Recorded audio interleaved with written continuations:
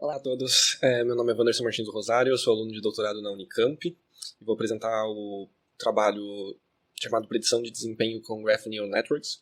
Foi desenvolvido em parceria com o André Felipe Sanelli, da UEM, junto com o professor Anderson Faustino da Silva, também da UEM, da Universidade Estadual de Maringá, e do professor Edson Borim, aqui da Universidade Estadual de Campinas. Então, gostaria de começar discutindo e tentando entender o porquê exatamente prever desempenho, não é mesmo?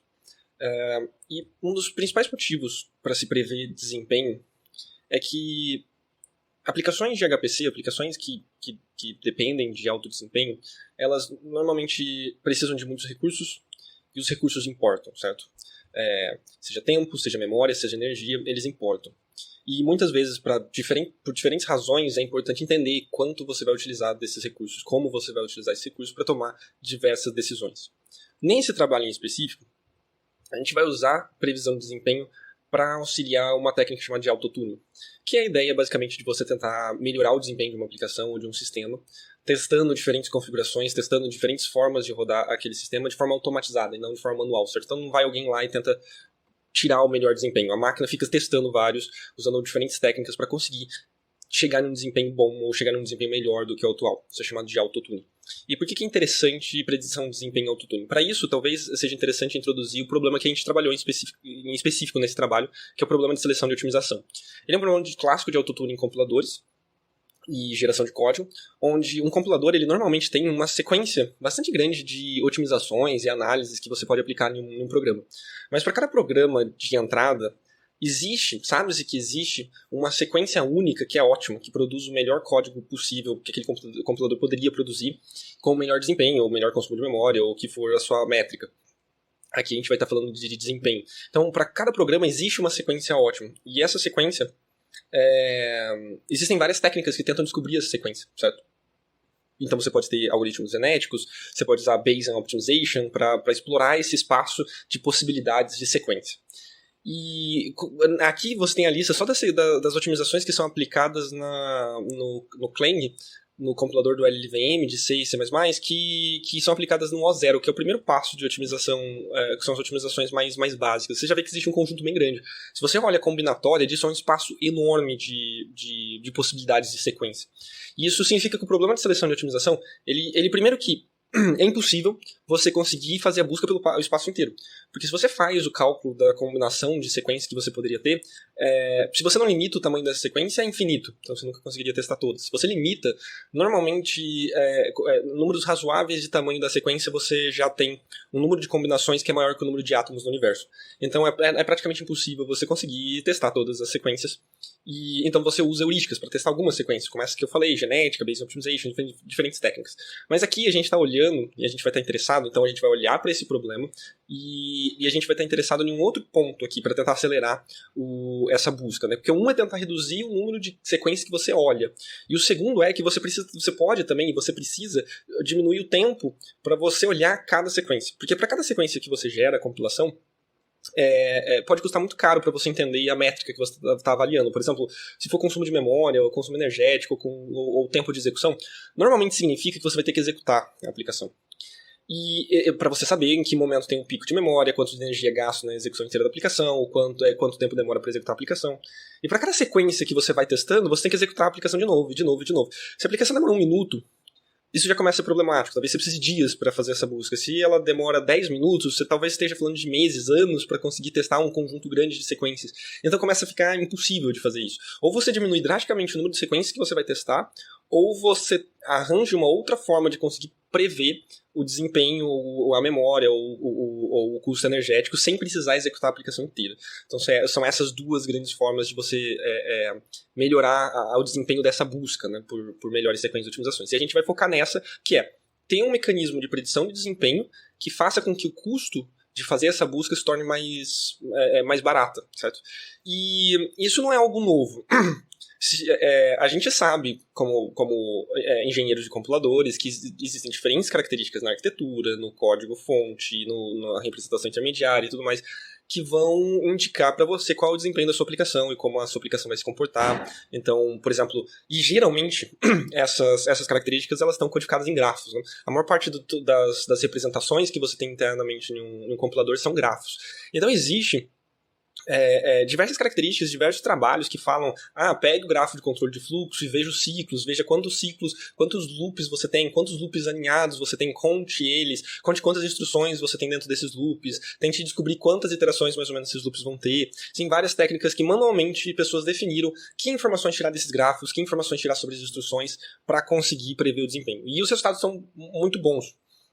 Você consegue, para algum conjunto de aplicações, prever se as suas otimizações estão melhorando ou não o desempenho, certo? Então, por exemplo, se você tem um grafo onde você tinha um ciclo, um loop, e você aplica uma otimização e esse ciclo é removido completamente, é bem provável que sua aplicação ganhou desempenho, porque você já não está mais fazendo loop. Uma coisa que pode ter acontecido é que o compilador conseguiu resolver as contas em tempo de compilação daquele loop e transformar isso em uma expressão algébrica. Então, isso é uma otimização que vai mudar drasticamente o tempo de execução, certo? E até então, se você fosse olhar para esse processo que se tem na literatura, você tem um grafo, você gera um data flow, um grafo de fluxo de dados, um control flow, um grafo de controle de fluxo, que algum humano foi lá e disse quais informações têm que ser tiradas desse grafo. E essas informações, então, vão formar um conjunto de números, um vetor de características, e esse vetor de características geralmente serve de entrada para uma aplicação de machine learning, que vai tentar predizer qual é o desempenho, que vai aprender a predizer o desempenho. Então, a maior parte dos trabalhos que tem na literatura partem nesse ponto de vista.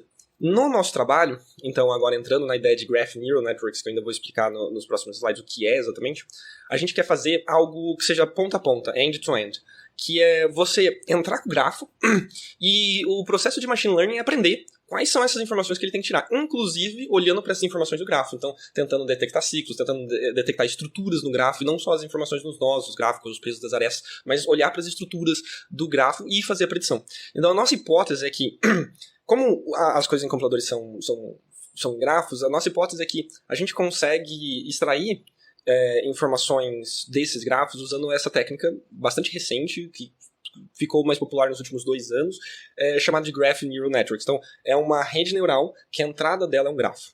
E a gente vai alimentar um grafo, uma rede neural com esse grafo, vai passar por essas camadas de Graph Neural Networks e no final vai ter a predição. E a nossa hipótese é que Graph Neural Networks conseguem aprender estruturas que são úteis para predizer o desempenho sem precisar que o humano vá lá e diga quais são as coisas que você precisa retirar para predizer o desempenho, certo?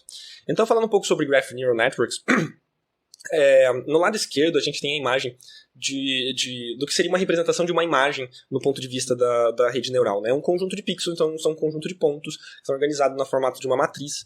E uma coisa que funciona muito bem para as imagens é a noção de convolução.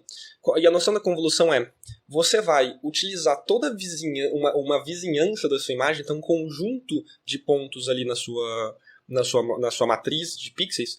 Você vai usar um conjunto de vizinhos para definir um valor. Então esse novo valor ele não vai codificar mais apenas um pixel, mas ele vai codificar um conjunto de pixels, certo? E provavelmente também a estrutura desses pixels, as relações desses pixels. E assim você pode criar filtros bastante interessantes que detectam borda, que extraem diferentes tipos de informações da sua imagem.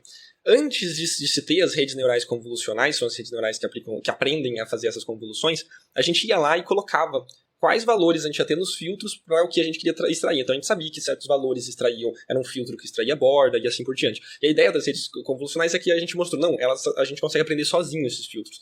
E a gente quer, de certa forma, mostrar a mesma coisa para Graph Neural Networks, né? Então as pessoas conseguiam fazer essa extração dessas informações dos grafos dos compiladores, a gente quer mostrar que talvez com Graph Neural Networks a gente consiga também extrair isso. E como o Graph Neural Networks funciona?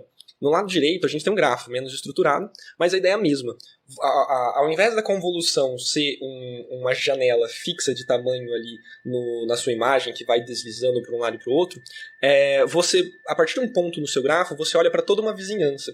E com os dados da vizinhança, então cada nó vai ter um vetor de características, e você olha para todos os vizinhos, e você recalcula esse vetor de características do nó, não apenas usando a informação do nó, mas de todos os vizinhos.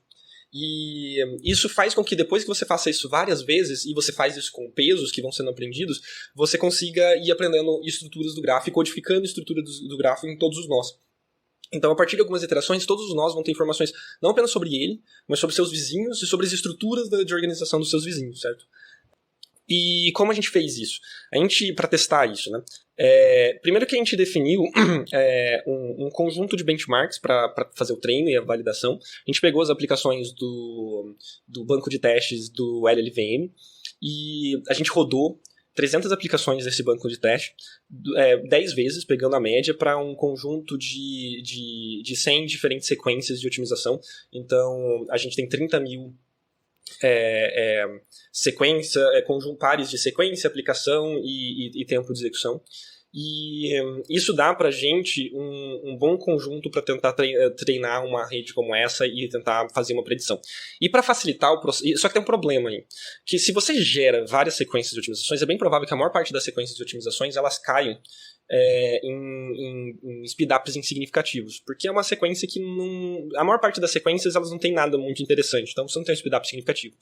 Então o que a gente fez foi que a gente olha para sempre dois pares, então a gente pega a nossa rede, a gente quer que, dado dois grafos, ela diga se o grafo de cá ou o grafo de cá é melhor e qual é a relação de desempenho entre os dois, certo? E a gente olhou então para esses pares, e a gente colocou em 4 categorias de insignificativo, slowdown baixo, slowdown alto, speedup alto, e a gente balanceou. Então a gente foi gerando os pares aleatórios e a gente foi adicionando esses pares aleatórios nessas categorias, de forma que no final você tinha 6 mil pares em cada uma das categorias, certo? Para o treinamento, ou seja, um treinamento balanceado, não seja enviesado para nenhuma das categorias.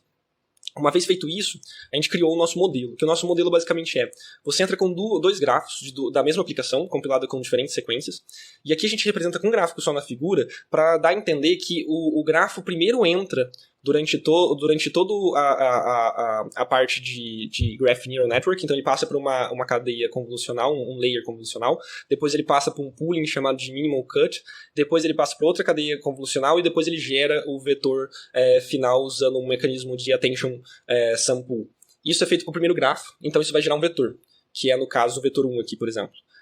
Isso vai ser feito para o segundo grafo, todo esse processo e gerar o segundo vetor aqui. E esses dois vetores então vão ser concatenados. Então a gente executa primeiro tudo com um, executa tudo com o outro, com os mesmos pesos, certo? E a gente concatena os dois resultados. Esses dois resultados, então, antes de concatenar, cada um deles passa por uma camada densa de 200 neurônios.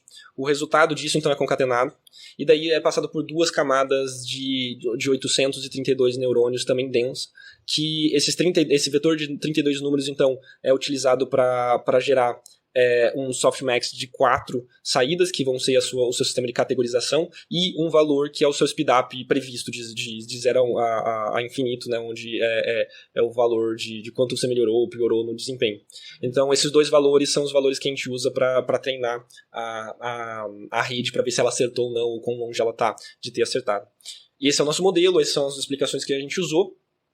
E lembrando a nossa hipótese é que isso daqui a gente vai conseguir colocar esses pares de desempenho, ensinar como fazer predição e depois conseguir validar que a gente consegue prever o desempenho sem ensinar nada sobre as estruturas do grafo. E para isso a gente implementou 3 mecanismos onde a gente não usa as camadas de convolucionais. Então a gente usa vários outros mecanismos que já até existiam na literatura para tentar aprender como extrair do grafo de controle de fluxo essas informações, mas sem olhar para a estrutura do grafo, sem transformar um grafo, sem fazer convoluções no grafo, nada.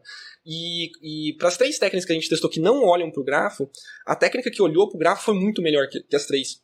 O que indica que quando a gente olha para o grafo, para as informações do grafo, a gente tenta usar Graph Neural Network para aprender informações dos grafos, a gente consegue resultados muito bons, certo? Que são muito melhores quando a gente não está olhando para o grafo. Então, isso é uma evidência de que esse nosso modelo está aprendendo características do grafo que são importantes para a predição do desempenho, certo?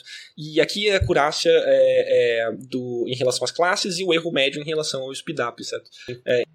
E isso leva a gente a concluir que talvez GCNs possam ser usados para aprender padrões de representações intermediárias de compiladores, então parece ser uma técnica bastante promissora para isso. A gente não fez uma análise exatamente o que está sendo aprendido do grafo, isso seria um trabalho futuro, mas esses resultados trazem uma certa evidência de que alguma coisa do grafo está sendo usada para predição de desempenho, que está fazendo você ter um resultado melhor, certo? Então é preciso entender se esse aprendizado ele generaliza, ele funciona para outras aplicações, como que isso... entender em mais detalhes o que está acontecendo aí. E um passo futuro que a gente acha muito importante é criar um banco de dados desse tipo de grafos, porque existem muitos poucos bancos de exemplos de problemas em grafo para se treinar com aprendizagem de máquina, que sejam fáceis de lidar, pequenos, que sejam interessantes. E então a gente tem uma vantagem que em compiladores é muito fácil de gerar esses dados de forma sintética, certo? Se você tem conjuntos de aplicações, você consegue ficar aplicando otimizações e você vai pegando os resultados e gerando. Então você consegue gerar automaticamente, se você deixar vários computadores rodando um conjunto de benchmark com diferentes sequências de otimizações, você consegue gerar um bom conjunto de dados que a gente acha que seria algo muito interessante de criar e disponibilizar para a comunidade, para que possam utilizar isso no próprio estudo dessas redes baseado em grafos, certo? Como um problema que poderia ser interessante e desafiador para essa comunidade. Então é algo que a gente está olhando como trabalho futuro. E é isso. Muito obrigado.